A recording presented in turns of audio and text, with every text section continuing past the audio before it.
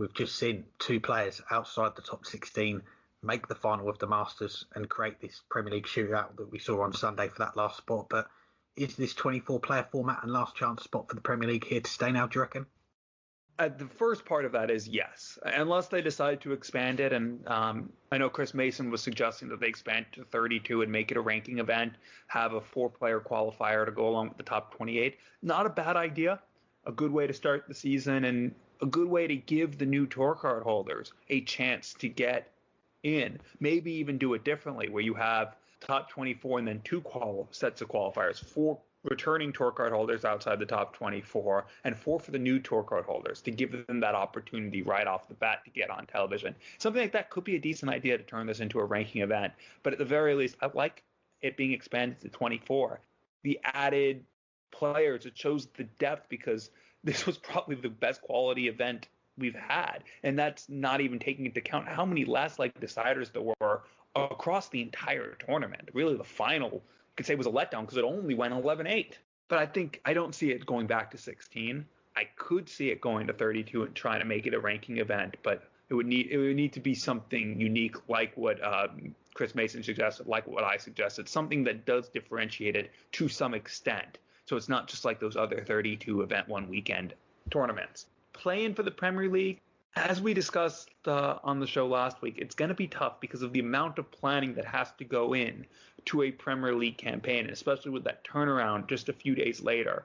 You're going to have to book a lot of travel, a lot of media experience. It's not just that you show up for the event. You show up day before for that first week for all the media stuff, and there'll be other commitments over the course of the year. It'll be tough, especially for those first few weeks, for that 10th player to be able to immediately hit the ground running and get in and get everything sorted. And sorry if there's any background noise. We're having construction here today. So you might hear people in the background. I'm doing my best to cancel out the noise, but apologies for any of that.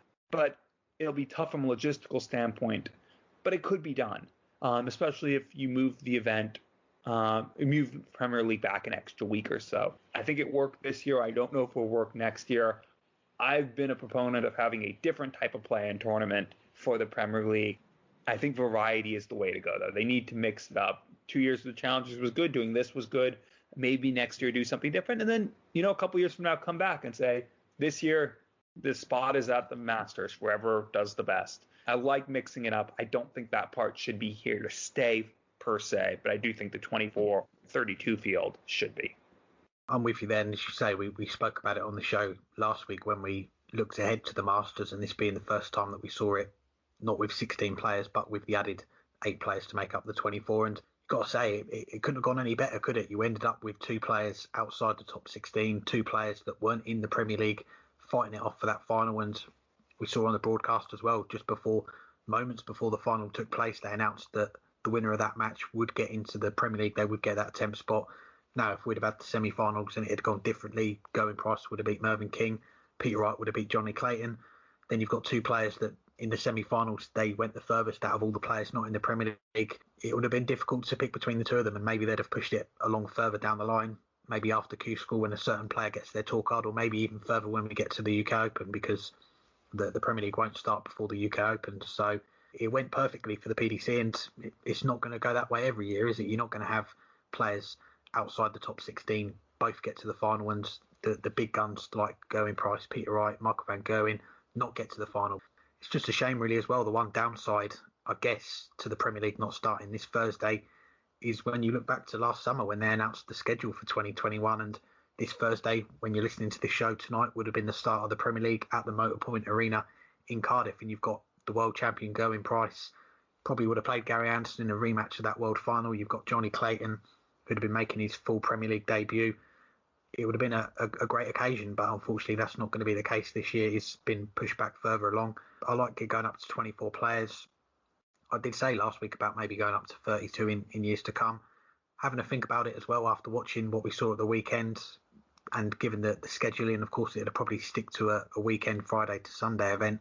Having it maybe best of 11 in that first round, first against 32nd, second against 31st. I kind of like the way it is now, where you've got that pre-qualifier on the Friday, the players ranked 9 to 16 against 17 to 24 for the right to play one of the big 8 in a longer format game on the Saturday, best of 19. So I think at the moment the format looks pretty good.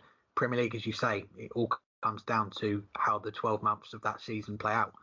Top four guaranteed automatically into it. If you've got 6 other players that have won big events, you're not going to have a vacant spot, are you? So it all depends how the year goes. But if we're in a similar situation 12 months down the line, I'm all for seeing this event being classed as maybe a last chance for the players.